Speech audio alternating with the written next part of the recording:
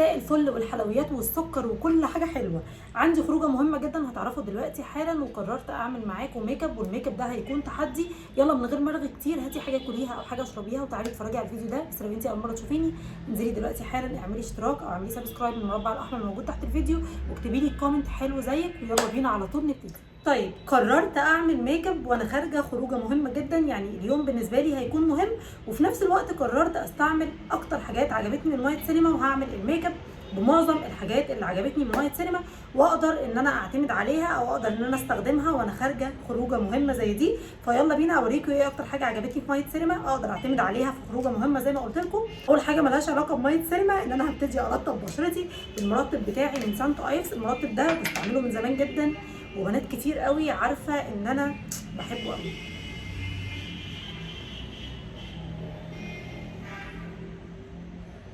نصيحة مني بقى مع منتجات وايت سينما، رطبي بشرتك كويس جدا جدا جدا على قد ما تقدري. لما حطينا اكسترا ترطيب زي ما انت شايفه كده، اتاكدي ان البشره معاكي مترطبه كويس قوي قوي قوي، بالذات مع المنتجات بتاعه وايت سينما. استخدمتها مؤخرا وعجبتني جدا، كانت البرايمر ده من وايت سينما اللي هو مكتوب عليه سوفت فيلفت. طب هو بيعمل ايه؟ انه ليه علاقه بالمسام او ليه علاقه بايه في البشره؟ ليه علاقه ان هو بيهيئ البشره معايا حلو جدا، بيخلي شكل الفاونديشن ايا كان الفاونديشن اللي هتستعمليه، بيخلي شكل الفاونديشن سموث كده، وبيخلي البشره في المجمل شكلها حلو. انا هاخد شويه من البرايمر، والبرايمر ده سيليكوني كده، يعني البرايمر مش خفيف، البرايمر تقيل زي ما وريته لكم قبل كده، وفي حبيبات ذهب. الحبيبات دي بمجرد ما بتدمجيه على بشرتك ما بتبقاش موجوده، لان هي كانت برضو خضاني قبل كده ان انا همشي بترتر مثلا في وشي، لا ده مش بيحصل. وانا بحطه كده على البشره كلها عشان يديني سموزنج للبشره، ويخلي الفاونديشن معايا شكله انعم. بالشكل ده بحطه كالكريم يعني. المكان اللي انا كنت حاطه فيه البرايمر على ايديا عطاني احساس التكتشر بتاعته خفيفه كده، وفي نفس الوقت منعم لي ايديا. يعني انا لو لمست هنا ولمست هنا، لا المكان اللي عليه برايمر هنا انعم من هنا. فهمتوا البرايمر بيعمل ايه؟ بينعم معايا البشره، يخلي شكل الفاونديشن كمان احسن. على فكره ممكن احس ان هي مجازفه، لان انا خارجه خروجه مهمه فيها ميك اب ارتست كتير، وانتوا عارفين يعني ايه تجمع لميك اب ارتست كتير، فكلها بتكون مطلعه احلى الماتيريال اللي عندها واغلى الماتيريال اللي عندها عشان تبان بشرتها حلوه والميك اب حلو. فانا اتحديت نفسي في الفيديو ده وقلت هروح الميتنج ده بكل المنتجات بتاعه وايت سينما، او هستعمل المنتجات اللي عجبتني قوي الفتره اللي فاتت من وايت سينما. ومن اكتر الحاجات اللي انا حبيتها جدا في وايت سينما كانت باليت الكونتور والفاونديشن دي. كان في قبليها الباليت اللي هي دي لو فاكرينها، بس انا كانوها حبيت الباليت دي اكتر، وقررت اعمل منها الفاونديشن والكونتور وكل حاجه للبشره، وربنا يستر.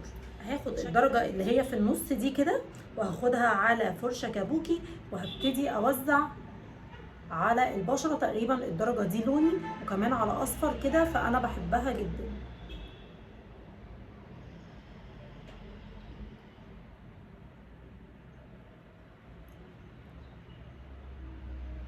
نبتدي نوزع كده. الحلو والذكاء هنا ايه؟ الحلو والذكاء ان انت ما تكتريش كمياتك وتخلي كمياتك قليله جدا عشان تديكي السوفت ميك اب، او تخلي شكل الميك اب ناعم. فوق الحواجب عشان انا عامله حواجبي هاخد بفرشه فلات شويه نفس الدرجه، وهحاول اعمل بيها فوق الحاجب من غير ما ابوظ الدنيا بالشكل ده كده. وهنا اخترت فرشه فلات عشان الفرشه الكابوكي هتنزل على الحاجب.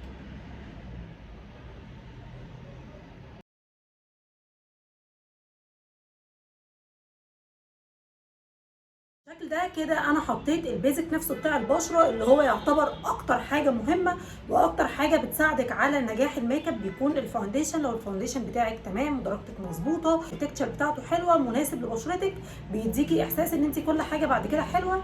وانا حطيت الفاونديشن من الباليت دي بتاعت وايت سينما، وبعد كده هبتدي احط الكونتور. هعمل ميكس بين الدرجتين دول، دي ودي.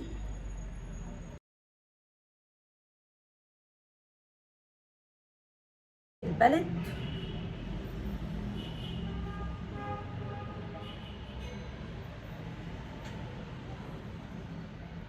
بحب ابرز الحتتين دول عندي عشان حلوين، وهعمل كونتور كمان للنوز.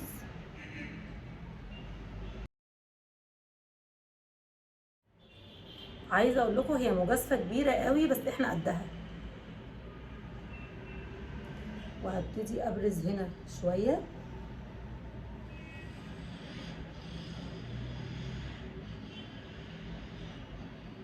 من هنا كده شويه،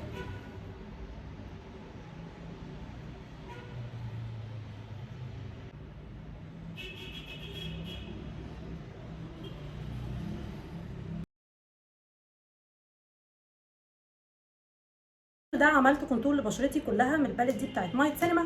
وبعد كده اكتر حاجه برضو بحبها في مايت سينما الفتره الاخيره الباليت دي بتاعت البلاشر. بالنسبه لي باليت الكونتور وباليت البلاشر حرفيا حلوين جدا للاستعمال الشخصي.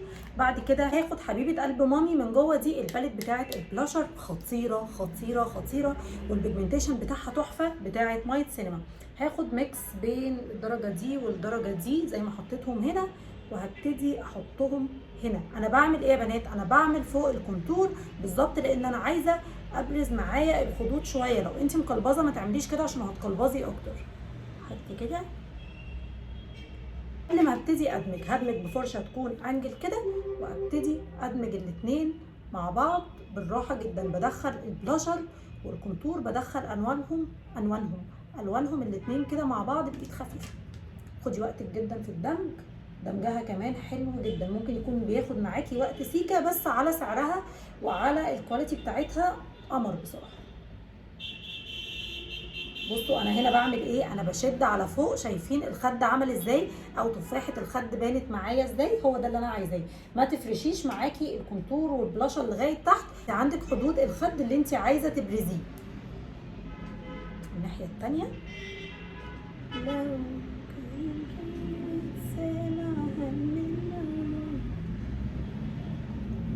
عايزه اقول لكم في حاجات تانية كتير قوي عندي ممكن يكون دمجها اخف، ما بتاخدش اصلا وقت في الدمج، بس انا قررت اعمل بمنتجات مايت سينما. احيه، بصوا احيه.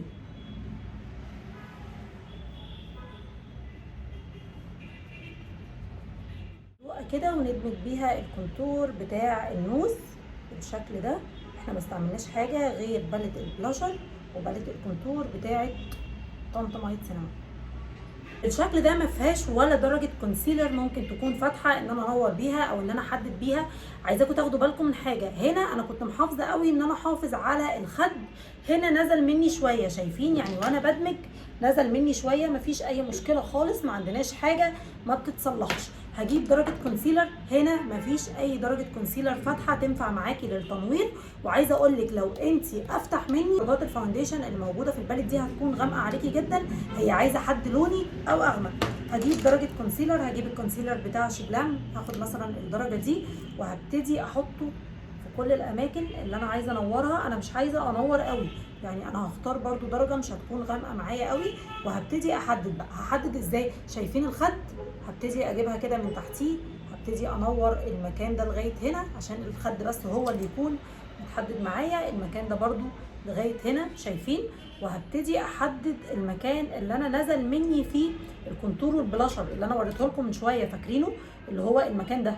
هبتدي اخده كده وانضفه بالكونسيلر بتاعي اهو. طب اهو شايفين المنظر؟ يبقى انا كده خدت الكونسيلر بتاعي وعدلت اي حاجه ممكن تكون نازله ببشرتي. وهنور هنا شويه. دي اماكن الاناره اللي انت عايزه تنوريها ببشرتك بالشكل ده. ابتدي ادمج بالشكل ده كده كل حاجه في مكانها.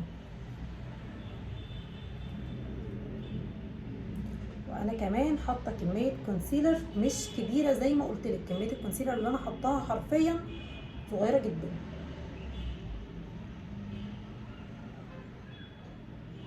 انور بس وارجع كل حاجه مكانها.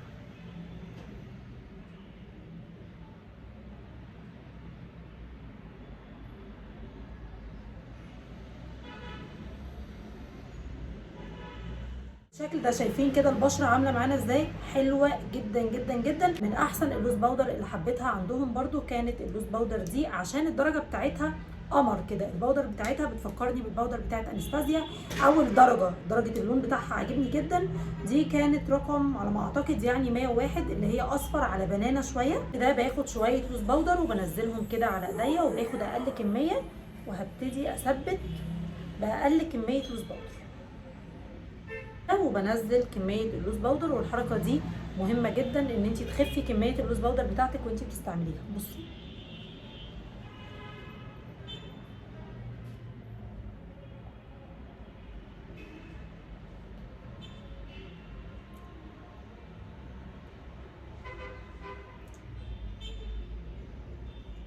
كده هجيب فرشه فاضيه وابتدي انفض اي لوز باودر موجوده معايا في بشرتي. يبقى هرجع معاكم بعد كده للبالت دي والتركايه هنا في ثبات الميك اب، والميك اب يقعد معاكي وقت اطول وما يتحركش من مكانه. ان اي حاجه عملتها كريمي هبتدي اثبتها بالحاجه بتاعتها باودر. يعني ايه يا نهى؟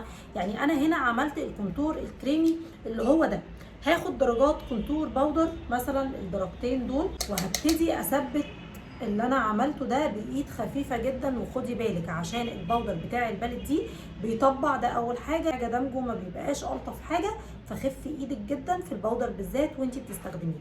بالشكل ده انا حددت اهو الكونتور بالباودر. هعمل كده برضو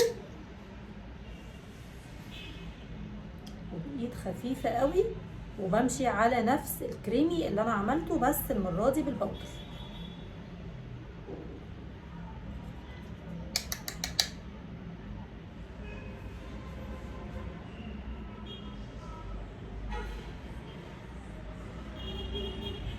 صعبه معانا خالص. بعد كده هاخد بالت البلاشر زي ما انتوا واخدين بالكم، احنا عملنا من البلاشر والكونتور كل حاجه.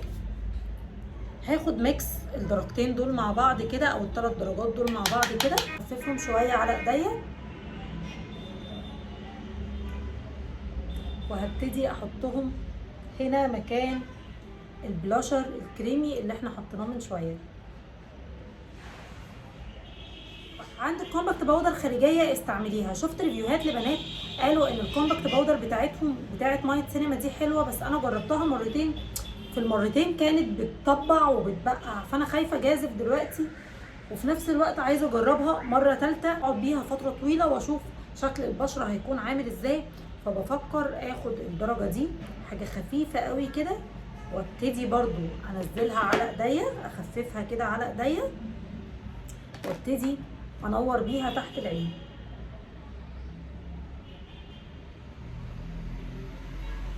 هي انا بستعملها وخايفه.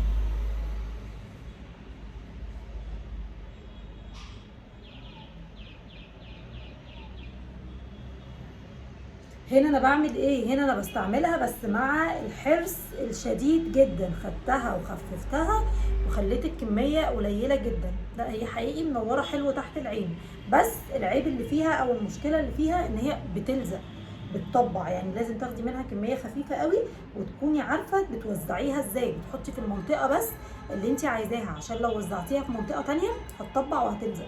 لو بيتهيألي واضح فرق تحت العين هنا من هنا. بصوا تحت العين هنا بقى منور ازاي. هاخد تاني حبه اهو، شايفين الحبه اللي على الاسبونج؟ لا انا هخففهم على ايديا، انا مش عايزاها بالتقل ده. شايفينها عامله ازاي؟ هخفف كده على ايديا وهبتدي بايد خفيفه قوي قوي. بصوا ابتدي بقى احدد هنا اكتر. ضروري جدا ان انت تخففي اي لوز باودر او اي كومباكت باودر بتستعمليها، بالذات بتوع ميه سينما. دي معلهاش خوف قوي، واخفف شويه وابتدي انضف هنا كده.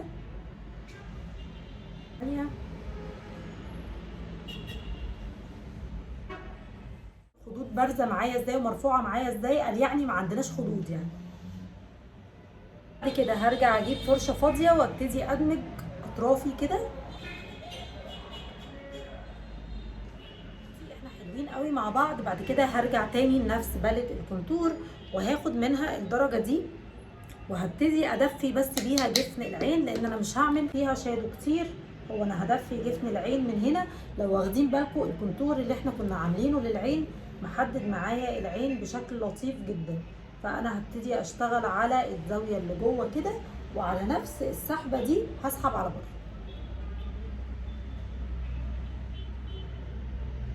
انا كده بدفي جفن العين كله باللون اللي انا وريته لكم ده.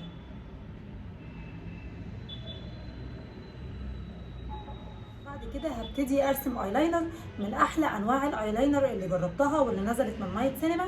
كان الايلاينر مش عارفه بتسموه ايه، الدبدوبه ولا ايه، كان ساعتها ب 30 35 جنيه، اللي كان مكتوب عليه 24 ايفر انك لاينر، ان هو بيقعد 24 ساعه. لا هو ما بيقعدش 24 ساعه ولا حاجه، بس هو بيقضيكي خروجتك لغايه ما تروحي وترجعي.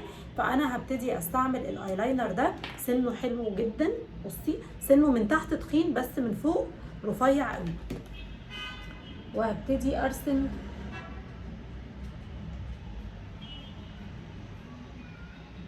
ايلاينر بالشكل ده.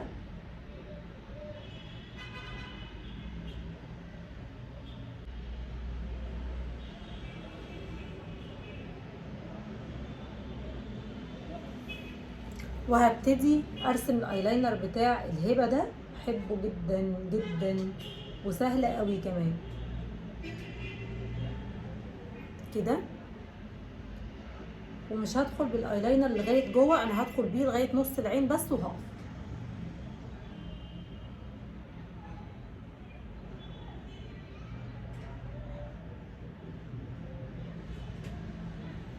بالشكل ده، واحاول بقى اخلي الايلاينر بتاعي مهندم اكتر.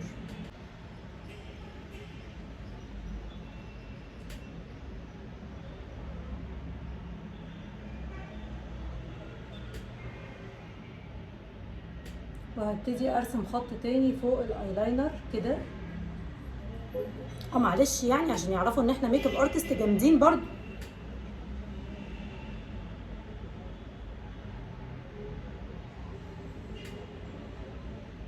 ده وهبتدي ارسم بيه وينج الايلاينر من قدام.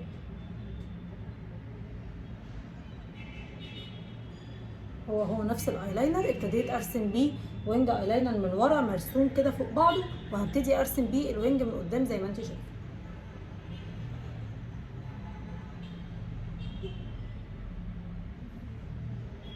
كانت اداني سحبه لعينيا ووسع لعينيا حلو قوي. الماسكارا بتاعتي من اسنس، يمكن دي الحاجه الوحيده اللي تعتبر بره مايت سينما لان انا بحبها قوي.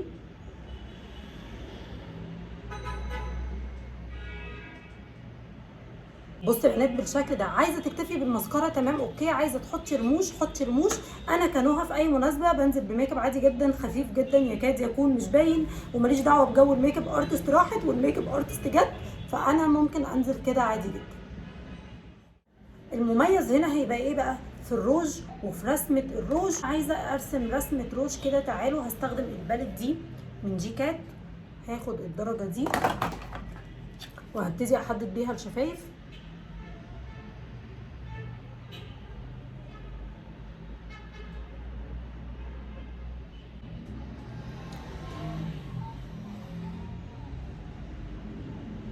رسمت كده، هبتدي اقسم الشفايف كده عشان تبقى فيها فوليوم اكتر.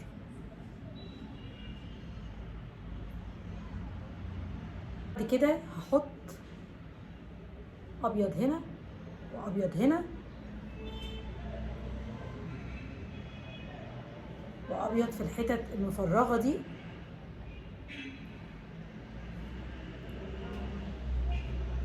عشان يديني فوليوم اكتر للشفايف ويخلي شفايفي لها احلى. بعد كده هاخد مثلا اللون ده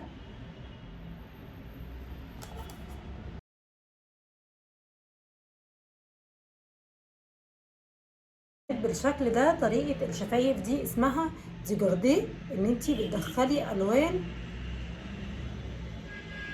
في بعض، في الاخر بيكون شكلها لطيف قوي.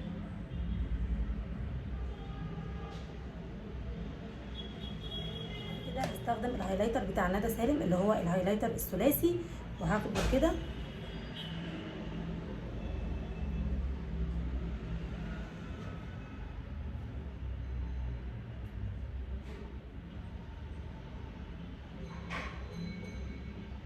عايزه احط رموش ولا لا؟ ايه رايكم، يتحط له رموش ولا كده اهدى ولا ايه؟ مش عارفه بنات احط رموش ولا لا. هحط كحل بيج في النص في عيني بس، مش في عيني كلها. في النص ده كده بس عشان نبان كيوت اكتر. ولا لا مش عارفه احط رموش ولا لا. تعال وبس كده وكده اكون خلصت. بصوا الميك اب وجمال الميك اب ورقي الميك اب. الميك اب شيك جدا جدا جدا ومعمول بحاجات بسيطه قوي وحاجات سعرها رخيص قوي وتقدري تطلعي منها فينش كويس جدا زي ما انت شايفه. بصي ورحت ركبت رموش برده ما قدرتش بصراحه، ركبت رموش بس اخترت اصغر رموش خالص، بالت الرموش اللي انا بحبها جدا جدا جدا. البالت دي من شيك لام، الرموش صغيره جدا وقصيره من قدام وطويله من ورا ومناسبه جدا لعيون مبطنه اي عيون. الرموش دي حلوه قوي. بصوا بس كده، عايزه اسمع رايكم تحت في الكومنتات في الميك اب ده وشكل الميك اب والحاجات اللي احنا استعملناها. ولو عجبك الفيديو ما تنسيش تعملي باللايك والشير وسبسكرايب وتسيبي بوسه كبيره في الكومنتات. واشوفكم على خير فيديو جديد ان شاء الله.